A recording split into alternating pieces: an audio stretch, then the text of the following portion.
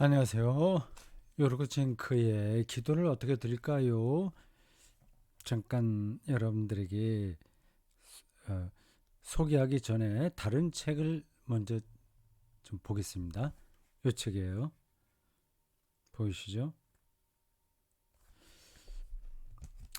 이 책은 2021년 6월 5일에 제가 보이시죠? 구입한 책입니다.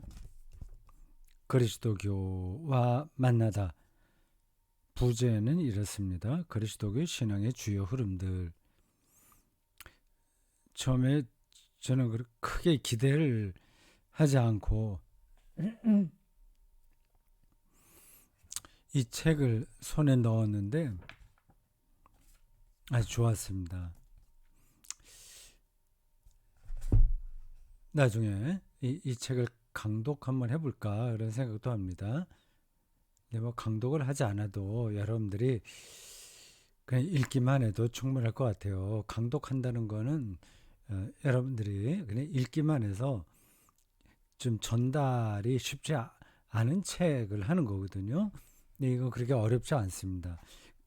어렵지 않다고 해서 가벼운 건 아니고 묵직합니다. 그래서 강독을 해야 될 만한 거하고 그냥 책만 소개하는 거 그 경계에 서 있는 책입니다. 아직까지 제가 어떻게 할지 결정을 하지 못했습니다. 이 책을 쓴 사람은 키스 워드라고 해서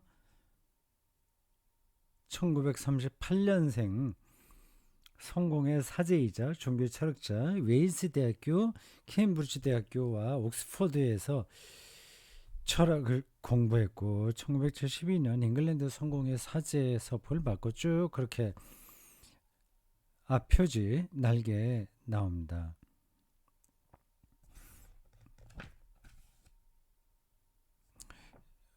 원제 제목이 이렇습니다. 크리스찬니티. 제목이 그러네요. 그냥 크리스찬니티예요. 보여드릴까요? 보이나요? 왼쪽 크리스찬니티. 부제로 A. Beginner's Guide. 초보 가이드, 시작하는 가이드, 비기너, 시작하는 사람, 그리스도교를 시작하는 사람들을 위한 가이드네요. 좀 부제 순서를 좀 바꿔도 될 것 같습니다. 비기너스 가이드라고 해도 되고, 가이드 for a beginner 이렇게 해도 되겠네요. 네, 의미적으로 보면 가이드 for a beginner 하는 게 나을 것 같습니다. 초보자들을 위한 안내서, 기독교 안내서입니다. 근데 초보자라고 해서 이 무게가 뭐 간단한 게 아니에요. 가벼운 게 아니에요. 저에게도 도움이 될 만한 그런 책입니다.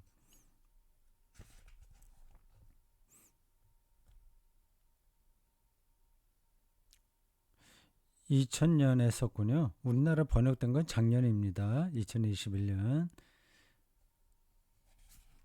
이분이 38년생이니까 2000년에 썼다 하면 환갑 좀 넘어서 썼군요. 아주 뛰어난 천재적인 그런 소양이 있는 학자나 과학자 아니면 나이가 좀 들어야 전체적인 것을 조망할 수 있어서 그래 그 책 내용에 충실합니다. 천재들은 뭐 아예 20대 30대부터 두각을 나타내긴 하지만요. 제가 이 시간에 이 책을 소개하는 시간이 아니라서 접어두고요. 이 안에 기도에 대한 이야기가 나와서 그걸 좀 읽어드리려고 하는 겁니다. 이쪽 부분이요. 266쪽. 전체 맥락은 제가 말씀드리지 않고 이 패러그래프만 그냥 읽겠습니다. 인간은 다른 사람들에게 배운 언어로 자신의 생각을 표현한다. 인간의 감정은 다른 사람들에 대한 반응으로 일어난다. 공유하는 거죠. 공감 능력이라고 하죠. 그러므로 기도는 자연스럽게 공적인 행위가 된다. 이거 꼭 기억해 두세요. 공적인 행위예요. 개인의 자유 기도도 어, 좋긴 하지만 출발은 공적인 겁니다. 기도를 통해 우리는 다양한 상황에서 하나님께 말을 걸고 반응하는 법을 익히고 발전시킨다. 그리스도교인들이 수세대에 걸쳐 기도의 기술을 함께 갈고 닦아왔음을 염두에 둔다면 홀로 하나님께 말을 건네는 적절한 방식을 찾으려 하는 것은 그리 현명한 일이 아니다. 분명하게 말하죠. 혼자서 자꾸만 기도드리려고 하지 말라는 겁니다. 물론 뒤에 가면 개인 기도가 나오긴 해요.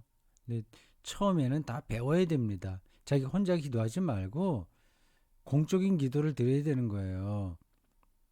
예, 대구 샘도교회, 서울 샘도교회 예배에 그 예전 식으로 드리는 그 예배에 기도문이 나오지 않습니까? 그런 게 이제 공동 기도예요. 수많은 그리스도교 공동체가 매일 공적 기도와 예배를 규칙적으로 행함으로써 하나님과 관계를 맺으며 살아가려 노력했다. 이에 따라 만들어진 전통을 우리는 교회의 공적 기도, 퍼블릭 프레이어 혹은 전례, 리터지라고 부른다. 한국 교회와 그리스도인들은 이런 부분이 아주 약합니다. 전례를 통해 그리스도교인은 하나님을 찬미하며 그리스도의 몸인 교회는 자신의 머리, 지지자, 목적인 그리스도와 관계를 맺는다. 이렇게 시작하는 그 기도에 대한 글이 쭉 나옵니다. 이 책 여러분들 한번 사보시죠. 여러분들이 그리스도교 전체의 흐름을 알고 싶다면 뭐 다른 책도 좋은 게 많이 있으나 이게 아주 평범하면서도 이렇게 그 너무 철학적이지 않으면서도 또 교리적이지 않으면서도 중심을 딱 잡은 좋은 책입니다. 예, 기도, 개인 기도부터 시작하지 말고 공적 기도로 시작해라. 그 얘기입니다. 지금 우리가 그의 기도문을 일주일에 한 번씩 읽고 그 풀이도 듣지 않습니까? 이런 게 이제 공적 기도인 거죠. Public Prayer예요. 오늘은 기도를 어떻게 드릴까요? 제 2권 25쪽에 나오는 글을 읽어드리겠습니다. 제목, 작은 일에 거대한 뜻이 들어있다. 이렇게 되어 있습니다.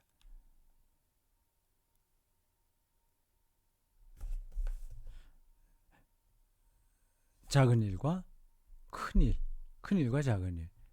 해석학 용어를 빌린다면 부분과 전체, 부분과 전체의 해석학적 순환. 거시적인 그 세계를 알려면 일단 미시 세계를 알아야 됩니다. 미시 세계는 또 거대한 세계 안에서 유기적 연관성을 맺고 있습니다. 그러니까 지금 이 가을에 자기가 있는 그곳에서 그 가을의 깊이를 충분히 느낄 줄 알면 굳이 뭐 스위스나 또 뭐 카나다라든지 뭐 외국 나가지 않아도 됩니다. 이 지구 안에 있는 것은 다 연관된 거거든요. 굳이 멀리 나가지 않아도 자기가 사는 곳에서 얼마든지 지구 전체를 경험할 수 있습니다. 해외여행 가는 게 잘못됐다, 뭐 별로 쓸모 있는 일이 아니다, 이제 그런 뜻으로 드리는 말씀이 아니에요.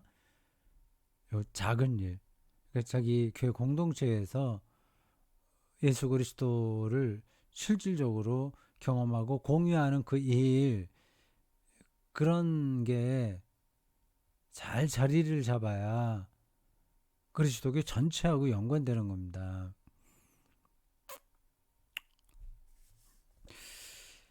자, 요런 제목으로 징크가 어떤 말을 하는지 여러분 화면에 나오는 건 기도문이니까 이따 읽고 그 설명 먼저 보겠습니다. 어느 날 저녁이었습니다. 시작해요. 거리에 방황하던 12명의 사내들이 큰 홀에 들어섰습니다. 그들은 자리에 앉아 저녁밥을 기다리고 있었습니다. 이럴 때 하인이라도 있어서 물을 가져다가 그들의 발을 씻겨 주었으면 좋으련만 그럴 만한 사람이 없었습니다. 바로 그때 그들의 스승이 앞치마를 두르고 나섰습니다.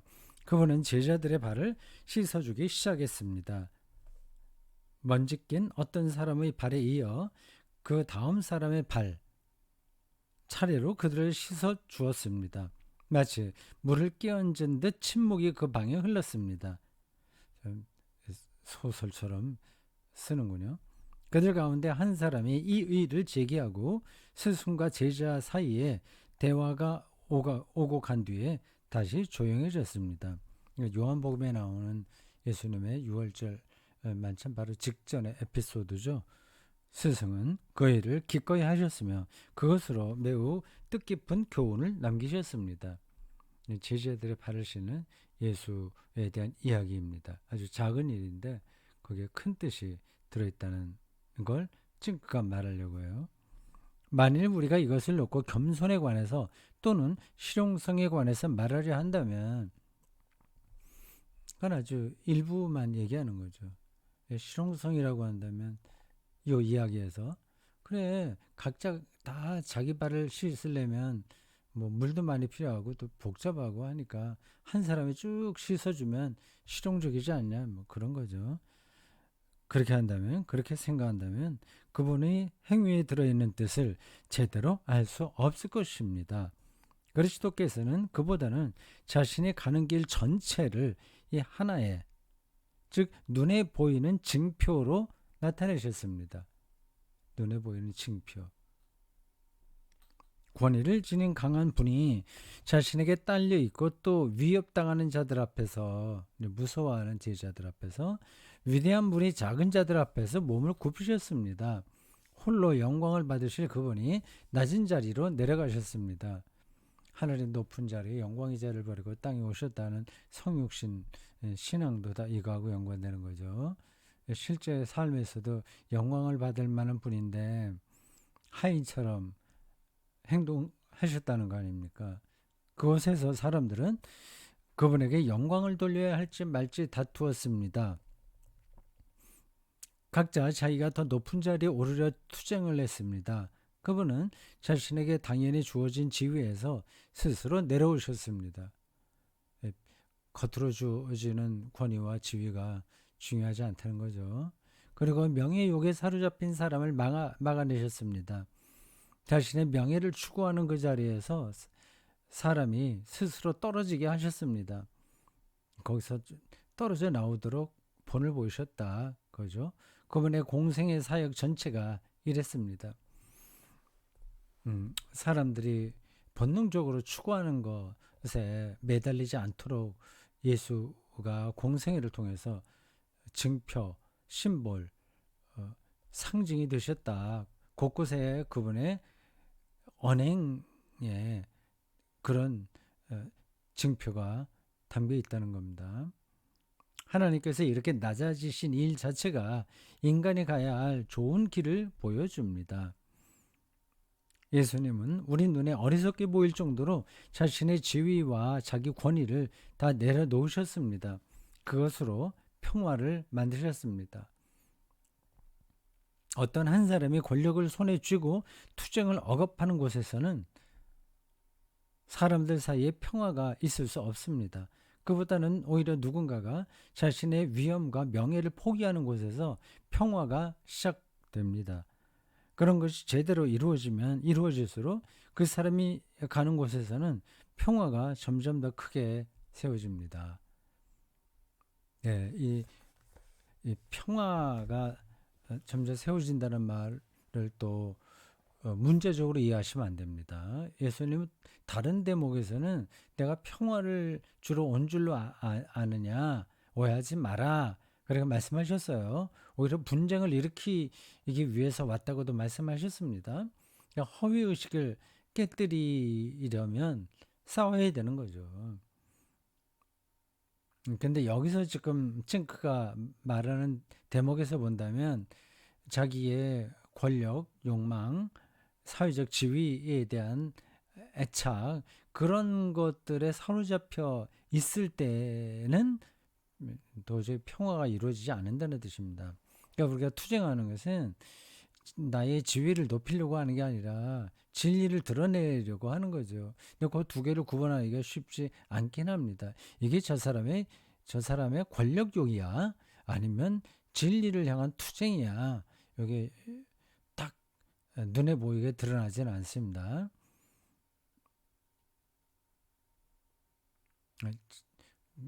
그 개인에 따라서 다르긴 하겠죠. 어느 정도는 걸쳐 있습니다.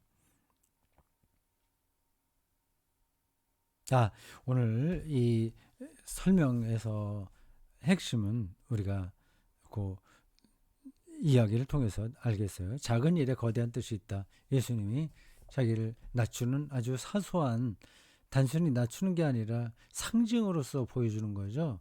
거기에 예수의 모든 정체성이 담겨 있다고 하는 겁니다. 자, 이제 찡크의 기도문을 읽겠습니다. 이번엔 이미지 파일이 아니라 한글 파일로 제가 여러분들에게 화면으로 볼 수 있도록 했습니다. 그 전에는 이 책에서 그 부분을 사진으로 찍어서 이미지 파일로 올렸어요. 오늘은 제가 워드로 일일이 쳤습니다. 그러니까 눈으로 보고 소리 내서 읽는 것도 좋지만 또 워드로 치니까 느낌이 달랐어요. 여러분도 좋은 기도문이 있으면 한번 써보시죠. 그 손글씨로 쓰면 뭐 개인에 따라서 다르긴 하겠지만 좀 더 와닿지 않겠습니까? 읽겠습니다. 그리스도여, 나는 주님의 뒤로 첫걸음을 떼어 놓습니다. 뒤를 따른다는 뜻입니다. 그리고 주님이 하시는 것을 바라봅니다. 주님은 권력을 갖고자 하지 않으셨습니다. 우리들도 이제 저렇게 살려고 노력하는 사람들이 많이 있어요. 근데 그게 간단하지가 않습니다. 부유해지고자 하지 않으셨습니다. 박수갈채를 원하지 않으셨습니다. 예수님과는 정말 거리 먼 이야기죠. 권력, 부, 박수갈채. 주님은 보통 사람이 되셨습니다. 상부층이 아니라 뭐 중간 이하 제자들과 같은 평범한 사람이 되셨습니다. 가장 낮은 자들 중에 하나가 되셨습니다. 오해를 당하셨고 멸시를 당하셨습니다. 참 오해 많이 당했어요. 지금 우리는 그 예수님의 그런 이야기들을 읽으면서 당연히 그리스도시니까 우리를 구원하기 위해서 오해당하고 멸시당하고 결국 십자가에 달려 돌아가시지 당연하게 생각하지만 그 당시는 전혀 그렇지 않았습니다. 오해받고 멸시당했을 때 예수님의 심정이 어땠을지 그건 뭐 우리가 미루어 짐작할 필요는 없습니다. 한편으로는 우리가 똑같이 정신적으로 아주 힘들었을 수도 있고 아니면 뭐 그런 거 없이 잘 받아들였을 수도 있죠. 그런 주님을 향해 어떤 사람들은 고개를 가로저었습니다. 무시하는 거죠. 저 친구는 완전히 세리 죄인들하고 어울려. 뭔가 종교적인 품위가 없어. 그렇죠. 그들은 주님을 비난하였습니다. 그들은 주님을 위험하게 보았습니다. 그들은 주님을 재판장에게로 끌고 왔습니다. 그들은 주님을 때렸습니다. 주님께 침을 뱉었습니다. 그리고 주님을 죽였습니다. 우리 다 아는 이야기죠. 근데 그걸 우리가 따라해야 할 주님의 본으로, 주님이 보이신 본으로 생각하지는 않습니다. 저분은 저러니까 위대한 분이니까 저렇게 할 수 있지. 나는 그렇게 할 수 없어. 그렇게 생각합니다. 나의 명예는 다툼의 시작입니다. 네. 나와 다른 사람들 사이에. 그건 다툼이죠. 내 명예를 지키려고 하다 보니까 다투게 되죠. 저에게도 그런 시행착오들이 많이 일어나는 것 같아요. 나의 긍지는 미움의 시작입니다. 자기 잘났다고 자부심을 느끼는 것. 그러나 지금 주님은 내 앞에 무릎을 꿇으시고 내 발을 깨끗이 씻어 주십니다. 그리고 나를 자유하게 하십니다. 예수 그리스도를 통해서 자유하게 된다는 거예요. 그러니까 더 이상 명예, 뭐 긍지 이런 것에 매달리지 않으니까 참 사람됨을 아니까 자유한 거죠. 그래서 하나님은 주님을 높이셨습니다. 그리고 주님을 만민의 척도가 되게 하셨습니다. 이게 이제 그리스도라는 뜻이죠. 척도가. 나는 이제 겨우 첫걸음을 떼어 놓았을 뿐입니다. 주님을 따라가는 첫걸음. 그리고 그 다음 걸음을 내 디디려 합니다. 아직도 나의 품위를 저울질합니다.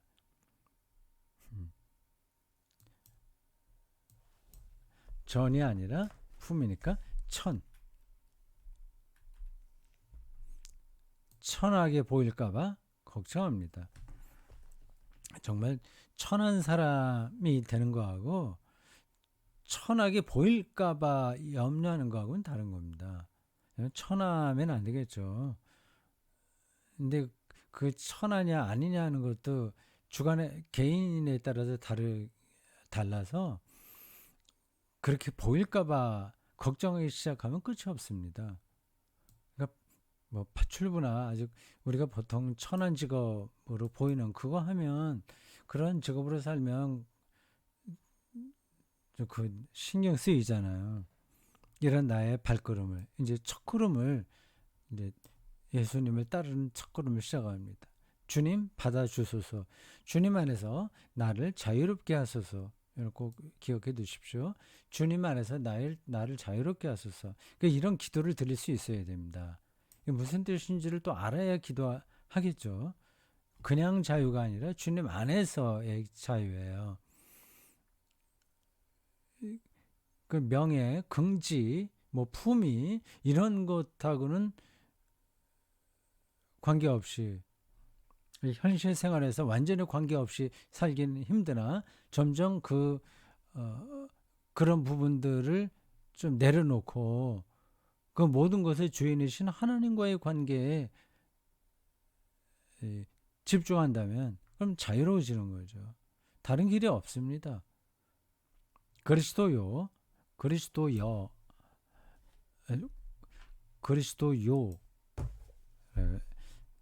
제 표현이 요가 맞나요? 여가 맞나?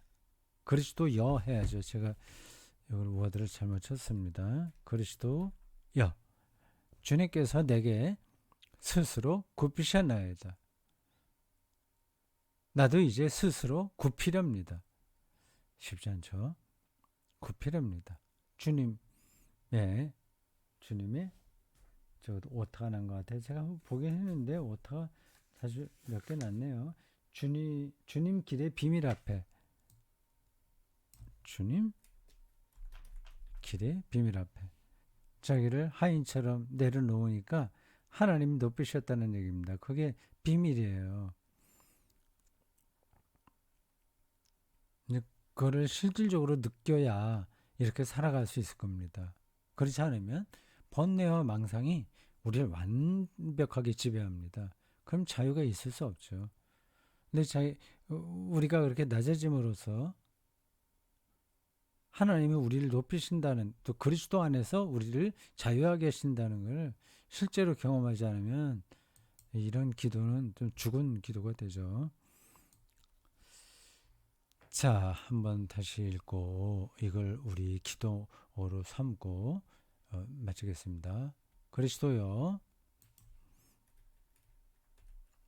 나는 주님의 뒤로 첫걸음을 내어 놓습니다. 그리고 주님이 하시는 것을 바라봅니다. 주님은 권력을 갖고자 하지 않으셨습니다. 부유해지고자 하지 않으셨습니다. 박수갈채를 원하지 않으셨습니다. 주님은 보통 사람이 되셨습니다. 가장 낮은 자들 중에 하나가 되셨습니다. 오해를 당하셨고 멸시를 당하셨습니다. 그런 주님을 향해 어떤 사람들은 고개를 가로저었습니다. 그들은 주님을 비난하였습니다. 그들은 주님을 위험하게 보았습니다. 그들은 주님을 재판장에게 끌고 갔습니다. 그들은 주님을 때렸으며 주님께 침을 뱉었습니다. 그리고 주님을 죽였습니다. 나의 명예는 다툼의 시작입니다. 나와 다른 사람들 사이의 나의 긍지는 미움의 시작입니다. 그러나 지금 주님은 내 앞에 무릎을 꿇으시고 내 발을 깨끗이 씻어 주십니다. 그리고 나를 자유하게 하십니다. 그래서 하나님은 주님을 높이셨습니다. 그리고 주님을 만민의 척도가 되게 하셨습니다. 나는 이제 겨우 첫 걸음을 떼어 놓았을 뿐입니다. 그리고 그 다음 걸음을 내디디려 합니다. 아직도 나의 품위를 저울질합니다. 천하게 보일까봐 걱정합니다. 이런 나의 발걸음을 주님 받아주소서. 주님 안에서 나를 자유롭게 하소서. 그리스도여, 주님께서 내게 스스로 굽히셨나이다. 나도 이제 스스로 굽히렵니다. 주님 길의 비밀 앞에. 아멘. 마치겠습니다.